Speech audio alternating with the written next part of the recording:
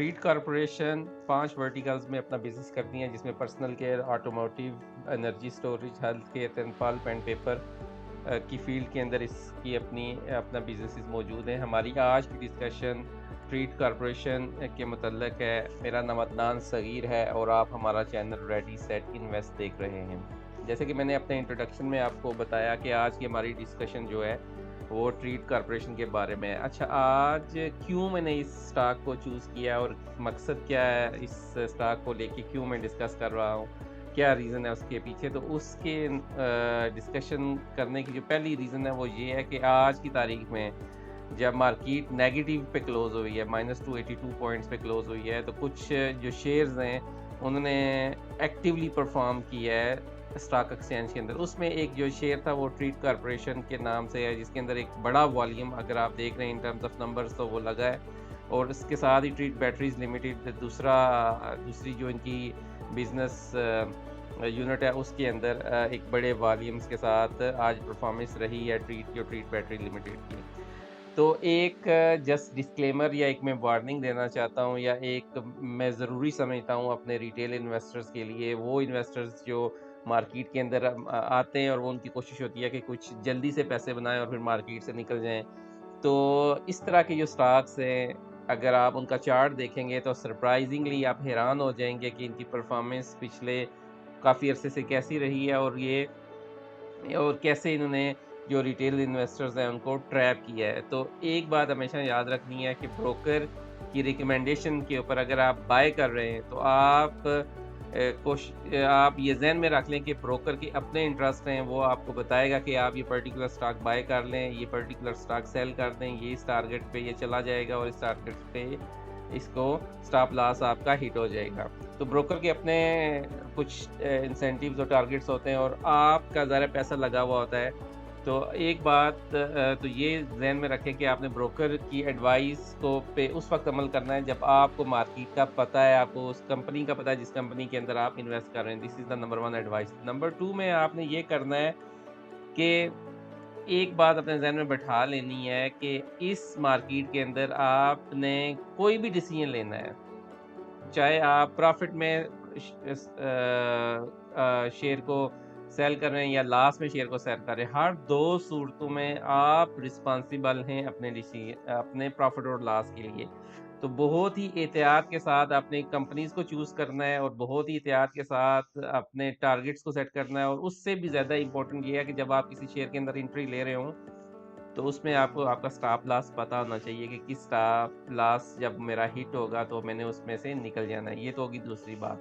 तीसरी बात जो मैं आपसे करना चाहता हूँ, मैं अक्सर अपनी वीडियोज़ में कहता हूँ, जो चीप स्टॉक्स होते हैं ना, वो एक्सपेंसिव स्टॉक्स होते हैं। वो आपको बाद में पता चलता है, वक़्त गुज़रने के साथ पता चलता रहता है कि कैसे आपको उन स्टॉक्स के अंदर ट्रैप किया जाता है, जो पेनी स्टॉक्स होते हैं, जो सस्ते स्टॉक्स होते हैं। क्योंकि आपको अगर आप 15,000 रुपए आपके पास, तो अगर आप 15 रुपए का एक शेयर ले रहे हैं, तो वो आपको इन टर्म्स ऑफ क्वांटिटीज़ बहुत ज़्यादा मिलेगा। लेकिन अगर 1000 रुपए के आप लकी सीमेंट के 15 शेयर लेना चाहते हैं, तो आपको 15,000 के शेयर लेना चाहते हैं, तो आपको सिर्फ़ 15 से 14 शेयर मिलेंगे। तो इन टर्म्स ऑफ क्वालिटी आप देखें तो लकी का जो शेयर है वो बहुत अच्छा है, लेकिन इन टर्म्स ऑफ क्वांटिटी देखें तो बड़ी थोड़ी-सी आपको क्वांटिटी मिलेंगी, लेकिन उनका जो बिज़नेस है वो बड़ा रेज़िलिएंट बिज़नेस है, रोबस्ट बिज़नेस है।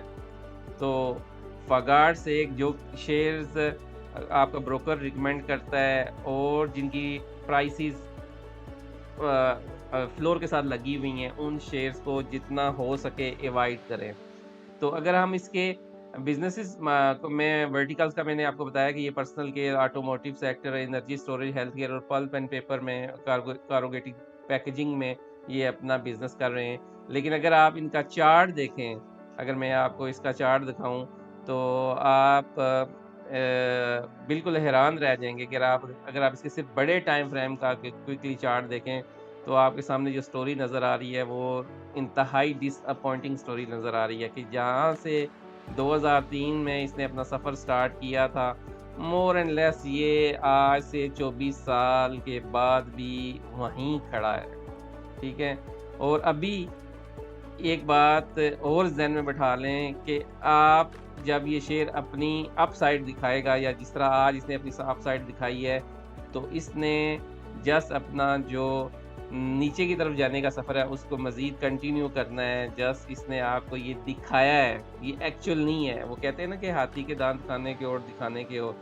तो ये शेयर्स जो है आपको लालच दे के अपनी तरफ बुलाते हैं कि आप आएँ और मैं आपको कुछ प्रॉफ़िट देती हूँ। जैसे आप एक सिंपल एक साइकोलॉजिकल एक राइड लें मेरे साथ। 2020 में ये ₹10 का शेयर था और इसने 2021 में ₹56 का हाई मारा। तो आपको ऑलमोस्ट 10x के रिटर्न्स दिए। अब आपके ज़हन में वही पैटर्न है जो इसने 2020 में किया था। लेकिन अगर और उसके बाद अगर आप यहाँ इन्वेस्टेड हैं और यहाँ से आप के ज़हन में यही है कि यहाँ से ये शेयर कहीं वापस मुड़ जाएगा या आगे की तरफ रैली लेगा या मेरे पास पैसे बहुत हैं तो मैं इसको एवरेज कर लूँगा, तो कोई मसले वाली बात ही नहीं है। अभी नहीं तो आज नहीं तो कल, कल नहीं तो परसों मार्केट चल जाएगी। तो अभी आप देख लें कि इसने जहाँ से 2020 में से सफ़र स्टार्ट किया था मोर एंड लेस वहीं कहीं खड़ा है और ये वहीं कहीं पहुँच जाएगा थोड़े अरसे में। तो इसलिए खुदारा अपने आप में ये क्लैरिफ़ाई कर लें कि हमने कभी भी जो चीप कंपनीज़ हैं, अगर इस कंपनी ने परफ़ॉर्म करना होता, तो इसके पास 20-25 साल थे, ये परफ़ॉर्म कर चुकी होती। ये ₹10 का शेयर ₹200 तक का पहुँच चुका होता। लेकिन इस शेयर ने नहीं परफ़ॉर्म करना था और इस तरह के शेयर्स में आप मत फँसें, जो आप टेम्परेरी तौर पर एक्टिव स्टॉक्स होते हैं, आप उसमें एंगेज होते हैं, आप उसमें फँसते हैं इस लालच के साथ। या सस्ता स्टॉक है कोई मसला नहीं है, ले लेता हूँ 1000 शेयर आ जाएँगे ₹15,000 में, तो ये ले लेता हूँ बजाय इसके कि लकी के 10 शेयर या किसी और अच्छी कंपनी के 10 शेयर या 8 शेयर क्यों लूँ? मैं इसके ले लेता हूँ, क्वांटिटी ज़्यादा है तो अगर ₹1 भी ऊपर जाएगा तो ₹15,000 का मुझे फ़ायदा होगा। तो हमेशा याद रखें, सस्ता हमेशा महँगा होता है और महँगा हमेशा सस्ता होता है, ये अपने ज़हन में बात आप बैठा लें। तो इस तरह अवॉइड करें उन स्टॉक्स के अंदर। जब भी आप किसी स्टॉक के अंदर एंट्री ले रहे हो तो आप उसका जस्ट मंथली चार्ट देखें और अगर उस कंपनी का चार्ट कुछ इस तरह नज़र आ रहा है ना, तो उस कंपनी को खुदा हाफ़िज़ कह दें। वो आप एक अपनी इग्नोर लिस्ट बनाएँ, उस इग्नोर लिस्ट में उस कंपनी को डाल दें कि मैंने इस कंपनी के अंदर काम नहीं करना, चाहे ये मुझे ₹1 का शेयर मिल रहा हो। तो ये अपने ज़हन में बैठा लें। तो आज की जो डिस्कशन करने का मकसद ये था कि आपको हेड्स अप दिया जाए, आपको वार्न किया जाए, आपको एक सलाह दी जाए कि आप अच्छी कंपनीज़ में इन्वेस्टेड हों, जिनका फ्यूचर अच्छा है, जिनकी ग्रोथ अच्छी है, जिनके पास ग्रोथ स्टोरी है, जिनके पास रेज़िलिएंट है, जिनके पास पैसा है, जिसके पास सेठ के पास सरमाया, आप उन कंपनीज़ में इन्वेस्ट करें जिनको पता है कि पाकिस्तान के अंदर पाकिस्तान की पॉलिटिकल अनसर्टेन पॉलिटिकल सिचुएशन में कैसे बिज़नेस करना है। तो इसी के साथ हम अपनी डिस्कशन को कंक्लूड करते हैं। अगर आपको किसी और पर्टिकुलर स्टॉक के बारे में जानना है तो हमारा व्हाट्सएप नंबर वीडियो डिस्क्रिप्शन में मौजूद है, आप हमसे रब्ता कर सकते हैं।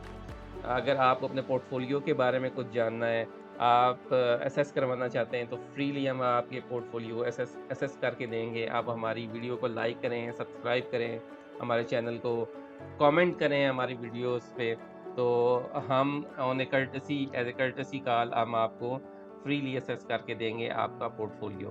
तो इसी के साथ हम अपनी डिस्कशंस को कंक्लूड करते हैं। अपने फीडबैक से हमें आगाह कीजिएगा। अल्लाह ताला आपका और हमारा हामी और नासिर हो। अस्सलामु अलैकुम व रहमतुल्लाहि व बरकातुहू।